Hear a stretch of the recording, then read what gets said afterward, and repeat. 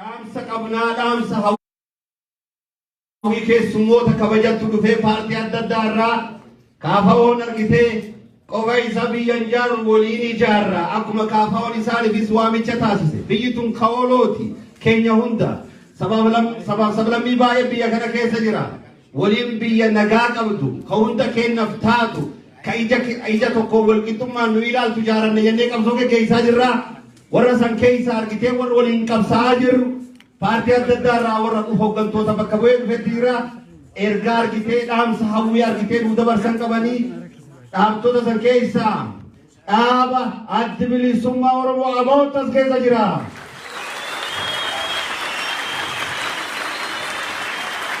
Eeyyeen waliin qabsoofnamire abaa'oo hin ta'in kennan abaa'oo hin ta'in shaalakee hin kennan. Abang kabakkan dia opo jaga sakar bisa karena orang tadi tidak berada di luar.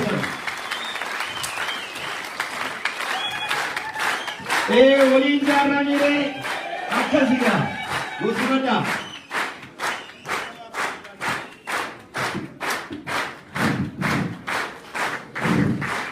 Muka. Aji beli semua orang korang kenal. Dhaamsa qabaa yeroo keessan hedduu osoo hin fudhanne dhaamsa kana isinii dubbisuu barbaada. Kabajamtoota kabajamaa Durataa Kaafaa'oo Profeesar Marraa Guddinaa, kabajamtoota hoogganoota miseensotaa fi deeggartoota Kaafaa'oo, kabajamtoota hirmaattota kora kanaa. Dura nagaa kiyyaa dura maqaa kiyyaa fi adda bilisummaa Oromootiin nagaa jaallummaa onnee keenya irraa maddite isinii dhiyeessuu barbaanna.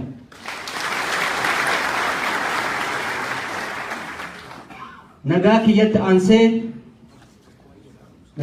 aansee sirna baniinsa kora sabaa lammaffaa Koongireesii Federaalawaa Oromoo irratti akka argamnuuf nu affeeruu keessaniif guddoo isin galateeffachuu barbaanna.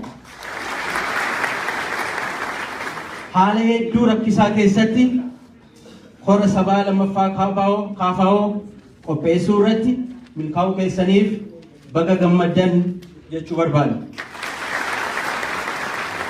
Kora kana irratti milkaa'uun keessan milkaa'uu uummata Oromoo qofa osoo hin taane milkaa'uu saboota sablammootaa fi uummattoota biyya kanaa harqoota cunqursaa jalatti dararamaa jiran hunda waan ta'eef ammas irra deebi'ee baga milkooftan jechuun barbaada.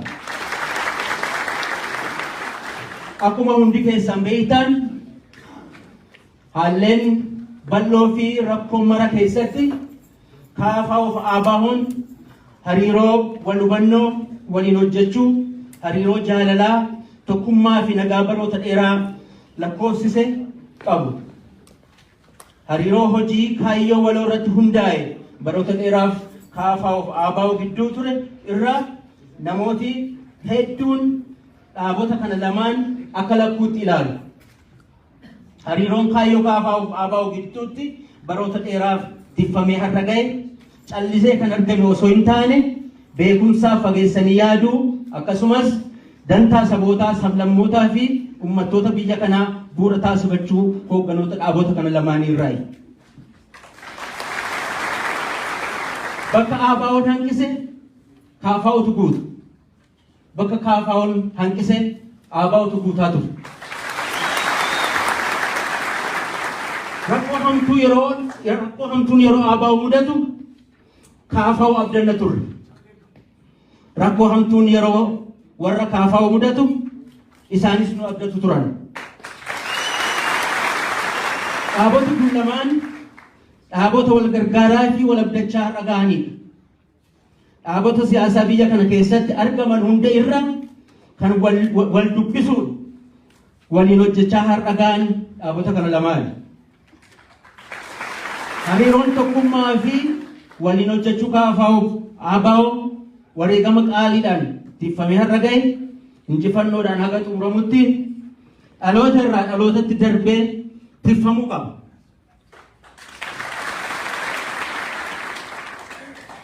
Korri kun kana daran akka jabeessu abdii qabnu ibsachuu barbaanna. Kabajamtoota hirmaattota kora KFO ABO'n seenaa dararaa fi baroota dheeraa keessa waliin darbanii har'a ga'aniiru. Seenaan dararamaa fi hidhamuu miseensotaaf deeggartoota KFO seenaa dararamaa fi hidhamuu miseensotaaf deeggartoota ABO'ti. Miidhaan KFO irra ga'u ABO hanqatee hin beeku. Miidhaan ABO irra ga'u KFO hanqatee hin beeku. Mana hidhaa biyya kanaa keessatti baroota EPRDF irraa eegalee haga har'aatti kan waliin dararamu miseensotaaf deeggartoota dhaabota kan lameeniiti. Wareegama obboleessa keenya Haacaaluu Hundeessaa booda duula hidhaa gaggeeffame keessatti hunda caalaa kan mana hidhaatti guurameef dararame miseensota KFO'f ABO'ti yoo jenne dharaa miti.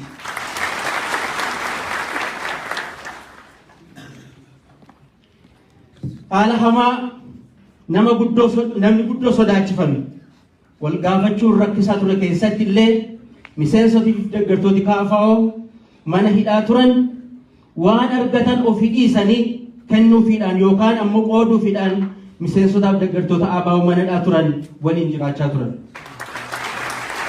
Miseensotii fi deeggartooti KFO miseensotaaf deeggartoota isaanii mana hidhaa jiraniif nyaata yeroo geessan walqixa miseensotaaf deeggartoota ABO mana hidhaa jiraniif nyaata geessaa turaniiru.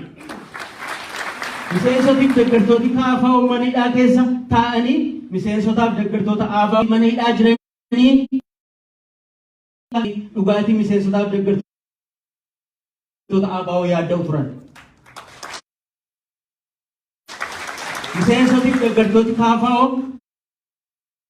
haala akkasiitiin miseensotaaf deeggartoota ABO mana hidhaa turan gargaaran galateeffachuuf carraa guddaan har'a waan ta'eef kora kana duratti isaan kana hedduu galateeffachuun barbaada. Kabajamtoota hirmaattota kora KFO'n baroota dheeraaf karaa nagaaf seera qabeessa ta'een biyya kana keessatti bilisummaa dimookiraasiif nagaa argamsiisuuf kan qabsaawaa ture ta'uu addunyaatu beeka. Biyya kana keessatti bilisummaaf nagaa waaraan akka argamuuf dhaaba sadarkaa addunyaatti abdatamu waan ta'eef horri sabaa KFO kun hora miseensotaaf deeggartoota KFO qofa ilaallatu osoo hin taane hora ilaalcha addunyaa illee harkisu ta'ee argama. Akeeki siyaasaa KFO akeeka mirga hiree murteeffannaa uummata Oromoo qofa osoo hin taane mirga hiree murteeffannaa saboota sablammootaa fi uummattoota biyya kana keessa jiraataniif hunda mirkaneessuu waan ta'eef horri KFO kun ilaalcha saboota sablammootaa fi uummattoota biyya kana hunda illee kan harkisu ta'a. Hora KFO keessatti egeree isaanii ilaalu. KFO'f egeree isaanii walitti hidhanii waan ilaalaniif hora kana irra abdii guddaa kaayatanii akka jiran shakkiin hin jiru. Addatti ammoo itti ba'aa hora kana abdii fi hawwii guddaadhaan kan eeggachaa jiran miseensotaaf deeggartoota adda bilisummaa Oromooti. Egeree uummata Oromoof egeree KFO walitti hidhanii waan ilaalaniif itti ba'aa hora kanaa irraa miseensotiif deeggartoota adda bilisummaa Oromoo abdii guddaa qabu. Waan ta'eef maqaa adda bilisummaa Oromootiin horri kun hora nagaa, hora jaalalaa, hora wal hubannoo fi milkii akkasumas KFO injifachiisu akka ta'u hawwiin qabnu ogguu ibsinu gammachuu guddaan nutti dhaga'ama. Obsaan waan nu caqastaniif ulfaadhaa kabajamaa galatoomaa injifannoon uummata bal'aaf bitootessa 26 bara 2022. Hamilee guddaan nu simadha. Hamilee guddaan eeyyen hundi keenya Oromoof Oromiyaaf qabsoof nami ammallee itti gaafatamtoonni ABO manneen hidhaa keessatti dararamaa jiran KFO yeroo adda addaatti haa hiikamanuu hiikaa jechaa ture ammallee hiikaa jenna gaa haa hiikamanuu deeqaa lamaadhaaf obbo Kaffaaloo as jira kamiila salamaan Oromoof jedhee daqiiqaa lamaaf ergaa gabaabduu argitee akka inni dabarfatuudhaaf na obbo Kaffaalomee gara waltajjiitti obbo Kaffaaloo gara waltajjiitti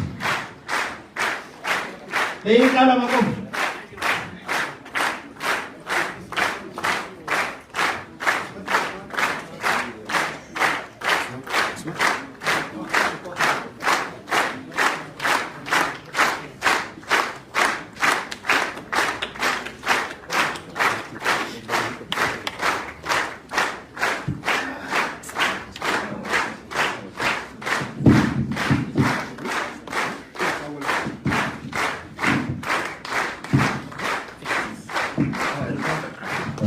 Ulfaadha galatoomata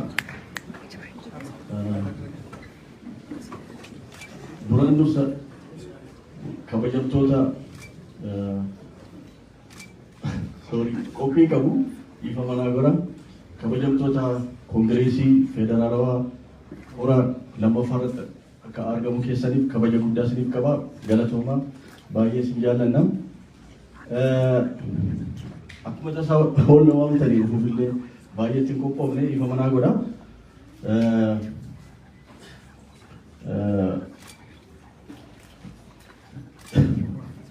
Akkatti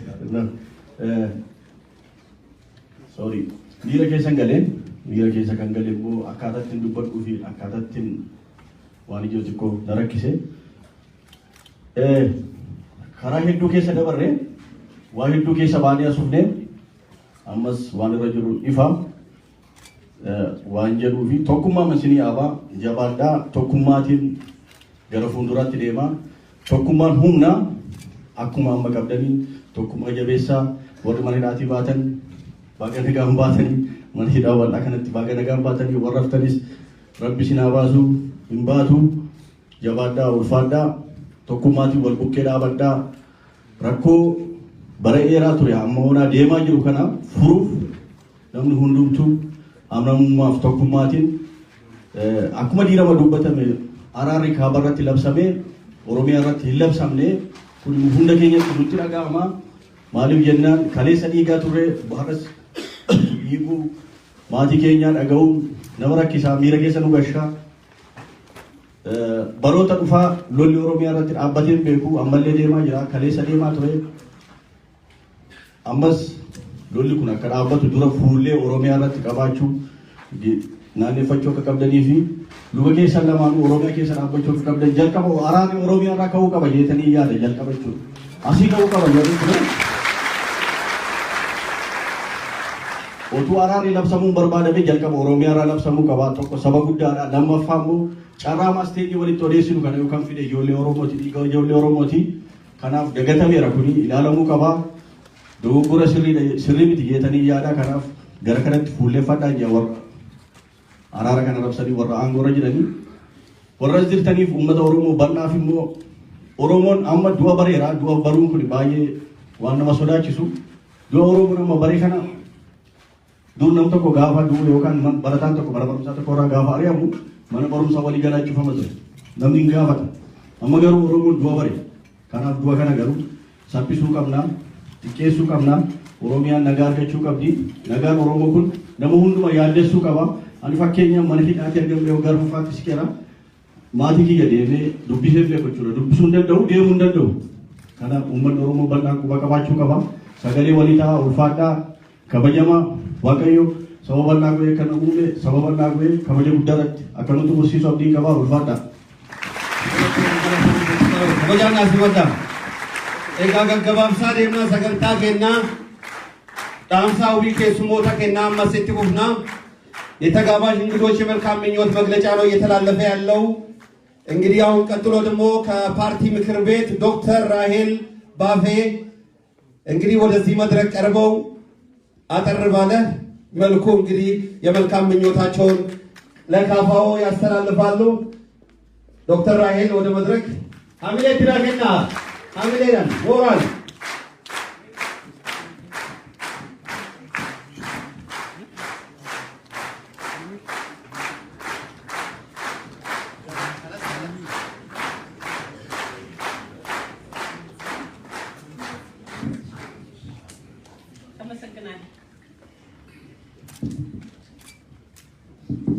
እጅግ በጣም ደስ ይላል። በዚህ መልኩ እዚህ ተገኝተን ምን ማውራት እንደሚችል አላቅም።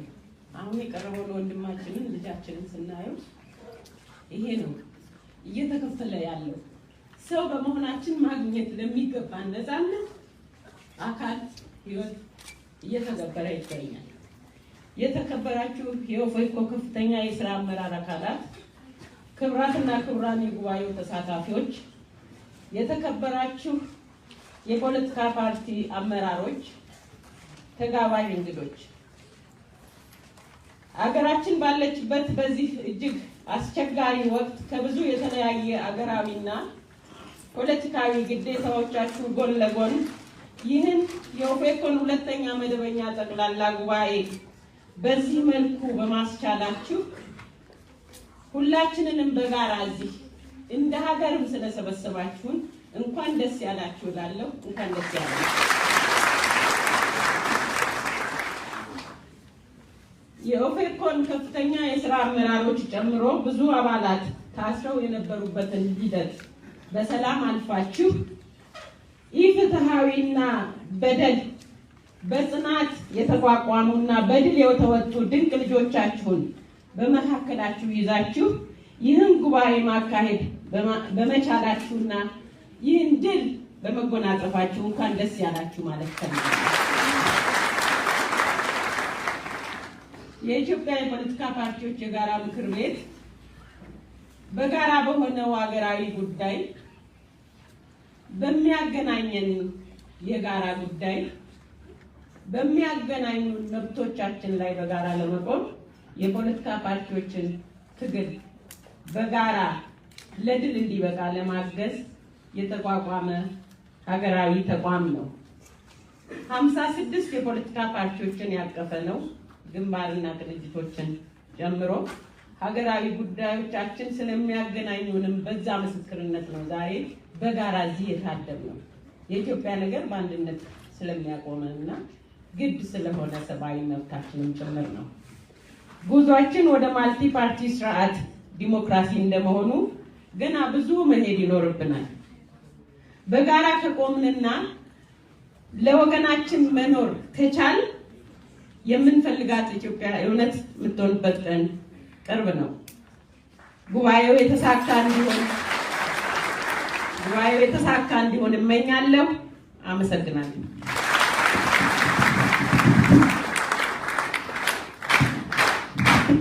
ሞራል ዶክተር ራይልን እናመሰግናቸዋለን። ቀጥለው ከመድረክ አባል ፓርቲ ከሆኑት የአፋር ህዝብ ፍትሃዊ ፓርቲ አቶ መሐመድ ዳውድ ወደ መድረኩ እጋብዛቸዋለሁ። ሞራል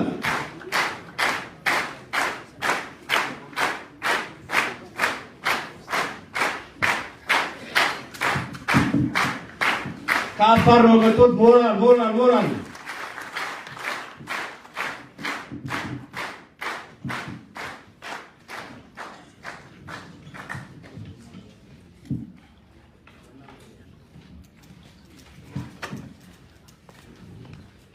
የተከበሩ ፕሮፌሰር መረራ ጉዲና የኦሮሞ ፌዴራሊስት ኮንግሬስ የኦፌኮ ሊቀመንበር፣ የተከበሩ አቶ በቀለ ገርባ የኦፌኮ ምክትል ሊቀመንበር፣ እንዲሁም የተከበራችሁ የኦፌኮ ከፍተኛ አመራሮች ዛሬ በዚሁ ታሪካዊ የኦሮሞ ፌዴራሊስት ኮንግሬስ የኦፌኮ ሁለተኛ መደበኛ ጉባኤ ላይ በመገኘት ንግግርን እንዳድርግ ስለተጋበዝኩኝ በእኔና በአፋር ህዝብ ፍትሃዊ ዲሞክራሲያዊ ፓርቲ ስም የተሰማኝ ወደር የሌለው ደስታ በዚሁ አጋጣሚ ለማመስገን እወዳለሁ።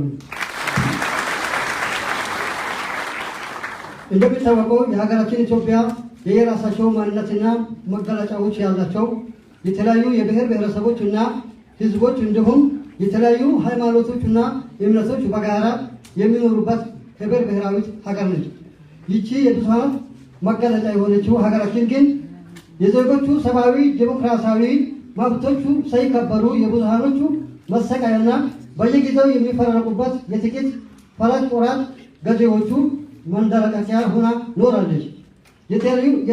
የኢትዮጵያ ፌዴራላዊ ዲሞክራሲያዊ አንድነት መድረክ አባል ድርጅቶች አንዱ የሆነው ኦፌኮ የኢህአዴግን አምባገነናዊ ስርዓት በዲሞክራሲያዊ ምርጫ በማስወገድ ሀገራችን ወደ ትክክለኛ ዲሞክራሲያዊ ስርዓት እንድትሸጋገር ህዝባችንም በእኩልነት በመከባበር ላይ በተመሰረተ አንድነት ገንብቶ ሰብአዊ ዲሞክራሲያዊ መብቶቹን ተረጋግጦለት የሀገራችንን ሉዓላዊ ስልጣን ባለቤት እንዲሆን ለመድረግ በሀገር አቀፍ ደረጃ ከፍተኛ የዓላማ ጽናት እና ትግል እንዲሁም መስዋዕትነት በመክፈል የብሔር ብሔረሰቦች እኩልነት መብት ከሚታገሉትና ህዝባዊ ድጋፍ ካላቸው ፓርቲዎቹ አንዱና ዋነኛው ኦፌኮ የኦሮሞ ፌዴራሊስት ዲሞክራሲ ኮንግረስ ኦፌኮ መሆኑን ምንም ጥርጥር የለውም። በመጨረሻ ይህ በእንዲህ እንዳለ ሆኖ የአፋር ህዝብ ፍትሃዊ ዲሞክራሲያዊ ፓርቲ የኢትዮጵያ ፌዴራላዊ ዲሞክራሲያዊ አንድነት መድረክ አባል ድርጅቶች አንዱ እንደመሆኑ መጠን ዛሬ በዚሁ ታሪካዊ ጉባኤ ላይ በመገኘት ለኦፌኮ ለትግል አጋርነት በማሳየት ይህ ታሪካዊ ጉባኤ የተሳካ እንዲሆን በእኔና በአፋር ህዝብ ፍትሃዊ ዲሞክራሲያዊ ፓርቲ ስም ምኞትን ይገልጻሉ። አመሰግናለሁ። እናመሰግናለን። አቶ ማሙድን በክብር ወደ መድረኩ ተቀበሉልን። አዎ አፋር ዛሬም እየደማች ነው። ሀገሪቷ ዛሬም በተለያየ አቅጣጫ እየደማች ነው። ካፋው ዛሬ ትላንትም ወደ ሰላም እየተጣራ ነው። ዛሬ ወደ ሰላም የሚጠሩ ሰዎች ትላንትና አልሰሙን ብለው ዛሬ በተራቸው ሰላም ይጠራሉ። አሁንም ደግመን በተለያዩ አቅጣጫ ውስጥ እየተደረገ ያለው ጦርነት ለሀገሪቷ አይበጅም፣ ሀገሪቷን አይገነባም፣ ያፈርሳታል የሚል አቋም ነው ያለው ፓርቲው። ይህንን ተከትሎ እንግዲህ ዛሬ ይሄው ጉባኤያችንን እያካሄድ ነው። ቀጥሎ ደግሞ ከህብር ኢትዮጵያ አቶ ግርማ በቀለ መልካም ምኞታቸውን እንዲያስተላልፉ በክብር ወደ እንግዳ መድረኩን ጠራቸዋለን። አቶ ግርማ በቀለ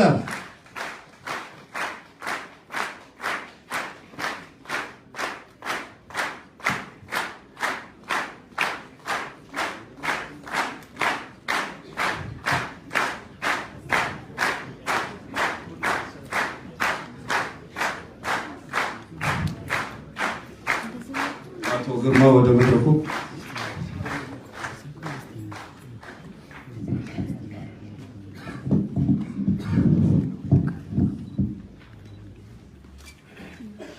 በዛሬው ቀን በዚህ ታላቅ ጉባኤ ከፊታችሁ ተገኝቼ ከኦፌኮ ጋር ያለንን የትግል ትብብርና አንድነት በዚህ ጉባኤ ፊት እንድናገርና ይህ እድል ለእኔ እንደ ግልም በህብርም ትልቅ መሆኑን ስገልጽ ኩራት ይሰማኛል።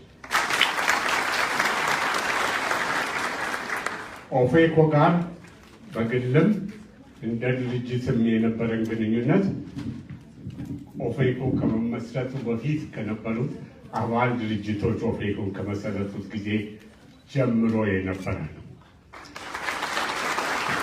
እነዚህ የትግል ጓዶቻችንን የምናውቃቸው ለረጅም ጊዜ ነው። የተከፈለውን መስዋዕትነትና በኢትዮጵያዊነትና በኦሮሞ ሕዝብ ጥቅምና ፍላጎት በኦፌኮ ፕሮግራም ላይ ቀድሞ ኦብኮ ከነበረበት ጊዜ ጀምሮ ከዛም ቀጥሎ ኦፌኮን ጋር እስከሚቀላቀሉበት ጊዜ በነበረው ትግል ላይ ጊዜ ሁሉ እስከዚህ ሰዓትም በመካከላችን ያለው ግንኙነት የትግል ጓዳዊና በአገራችን ፖለቲካ በተለመደው መልኩ የምንጠላለፍና እርስ በርስ አንዱ ሌላውን ለመጣል የሚሄድበት ሳይሆን የምንደጋገፍና አቅማችንን አጎልብተን ለጋራ አገር ግንባታ የምንቆም መሆናችንን በማወቅ ጊዜ ለዚህ ክብር መታደል ትልቅ ነውና እንኳን ለዚህ ቀን አበቃችሁ። ይህ ጉባኤ የተሳካ እንደሚሆንና ለዚች ሀገር እንደ ሀገር ለኦሮሞ ሕዝብ ጥቅምና ፍላጎት እንደ ፕሮግራማችሁ እንደምትሰሩና በጽናት እንደምትቆሙ የጉባኤው መሪ ቃል ተግባራዊ እንደሚሆን እምነቴ የጸና ነው። አመሰግናለሁ። እናመሰግናለን። አቶ ግርማ ከህብር ኢትዮጵያ ሞራል ስጡልን። Ega miseensonni paartii kaafoo aarsaa baay'ee kafaltan gidduutti argamtu. ከፓራላይዝ ታተኒ ዱግዲ ከሰንጭቴስ ባየጆር እንግዲህ በትላንትናው ስርዓትም ትልቅ መስዋዕትነት ስንከፍል ነው እዚህ የደረስነው። ብዙዎች ተሰውቷል። ብዙዎች ባላግባብ በሆነ ሁኔታ ሰው አካላቸው ላይ በደረሰ ጉዳት ፓራላይዝ የሆኑ በማከላችን አሉ። ለዛ ለውጥ ትልቅ መስዋዕትነት የከፈለ ማህበረሰብ ዛሬም መስዋዕትነቱን መክፈል ቀጥሏል። ወደን አይደለም እዚህ ፊት ለፊታችን አቁመናቸው መልእክት የምናስተላልፈው። ትላንትና ያ ሁሉ መስዋዕትነት ተከፍሎ ዛሬም እንደዛው እየተከፈለ ነው። ለውጥ መጣ በተባለ ማግስት እንግዲህ ሞት ዛሬም አልቆመም። ሞት ቀጥሏል። ፓራላይዝ የሚሆኑ በብዛት አሉ። እንግዲህ አባሎቻችን ብዙ ናቸው። ከአባሎቻችን ትልቅ ጉዳት ከደረሰባቸው አቶ መኮንን አንጀማኛ ጋር ይገኛሉ። እንግዲህ ለዛ ለውጥ ትልቅ መስዋዕትነት ከፍሎ ዛሬም ሰው እየሞተ ነው። ፓራላይዝ ሆኖ መንቀሳቀስ አይችሉም። ባሉበት አጠር ያለ ለአንድ ደቂቃ መልእክት እንዳስተላልፉ ጨራሳን ይሄን ነው በመኮንን አንጀማን ውዲ ተርጎሙ ሚሴንስ ፓርቲ ካፋዎቲ ሜታሮቢ ራቲ ዱፈኒ ሚዳማኒ ፓራላይዝ ታኒ እንሶቻን ኤርጋ ደቂቃ ተኮ ዱባቹ ሲንደንዳኑ ሐሚሌ ጉዳ ከናፍ ሰበከናፍ ጀነኒ አከሲት ወሬ ገመቃሌ ከፈለደ ሐረን ግዱት አርገመኒሩ ዳባዳቲ ሚሴንሶተ ካፋኦ ሚሴንሶተ አባውሌ ከአርሳ ጉዳው መተገነፍ ከፈለን ሀጫሉ እንደሰራ ህንገቢ ሁንደሳኒ ከውራ በስኛቴ ባየዳ ከሉቡ ወሬ ገመን ባየዳ ላኮ ነንፍዱ መቆተ ሳኒ ዋምኔን ቱምሩ ሀደ ዱበቹ እንደንደው ኦሮሞ ኦሮሚያ በየከና ወሬ ገማ ጅራን ስለዚህ አጠር ያለ መልእክት ያስተላልፉልናል መናገር ከቻሉ። እሺ አመሰግናለሁ። ገለቶም ዳ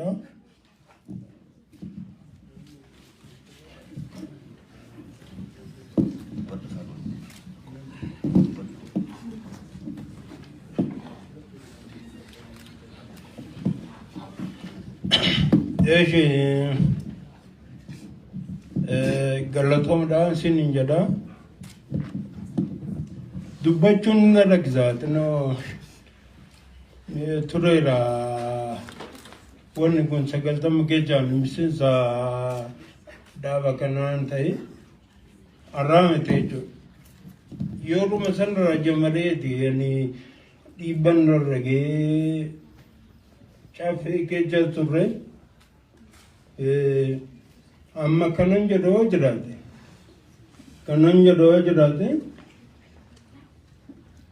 umman romo to kuma aum jada wal gatu wala debemo ወልራ ቴኞቹን በራዎች ናባቹ በራዎችዛ ወል ናባቹ በራዎችዛ ባጄ ሀጋማ በኬ ካይ ክንገኘቹ ደመን ከኛ በኬ በርባድሰን ገውዳ ተጉማቱ በራዎችስ ኑት eenyu itti dhaabnee qaama keenyallee itti dhaabnee hanga ammaa rakkachaa itti dhahaa jiru. Yaalallee barbaadee biyya kana ol ta'ee oodiinsaas guddaadha. Argachuu hin dandeenye waan isaa gaama.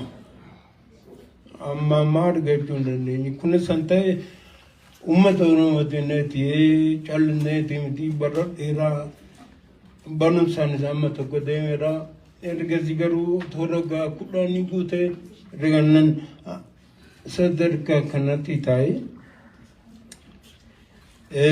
deebi'eemoo kanuma jechuu barbaada booddeemoo yoo carraan kenna waan jechuun barbaada siniin galatomaadha ulfaadha namoonni hundiyyuu ulfaadha kabajamaa ta'a. ኤጋ ኩል ሁንዱ ይህ ሁሉ ለሀገር የተከፈለ መስዋዕትነት ነው። ለህዝባችን የተከፈለ መስዋዕትነት ነው። ኡመተከን ነዳፍ አርሳ ከፈለ ሜዳ አርቀስ አርሳም ሱን ጀባቴ ትፉፋጅራ ኤጋ ሀማ አርሳ ከን ከፈለ ሀማ ገልመ በርባኑት ንጌና እታኑዳን ከአገው ብሔረሰብ አለምረው ይርዳውን ወደ መድረኩ እጠራዋለሁ።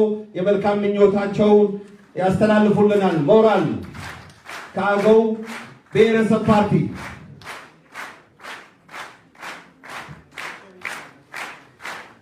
ሞራል የጋራ ሀገር ነው የምንገነባው። አዎ ለዚህ ነው አብረን የተገኘ ነው። ኢትዮጵያን በጋራ እንገነባታለን በሚል ማለት ነው። የተከበሩ ፕሮፌሰር መራራ ጉዲና የኦፌኮ ሊቀመንበር፣ የተከበሩ አቶ በቀለ ገርባ የኦፌኮ ምክትል ሊቀመንበር፣ የተከበሩ አቶ ሙላቱ ገመቹ የኦፌኮ ምክትል ሊቀመንበር፣ የተከበሩ የኦሮሞ ጀግና እና ለወደፊቱ የኢትዮጵያ ሰላም፣ አንድነት፣ ተስፋ የማይሽረከረኩት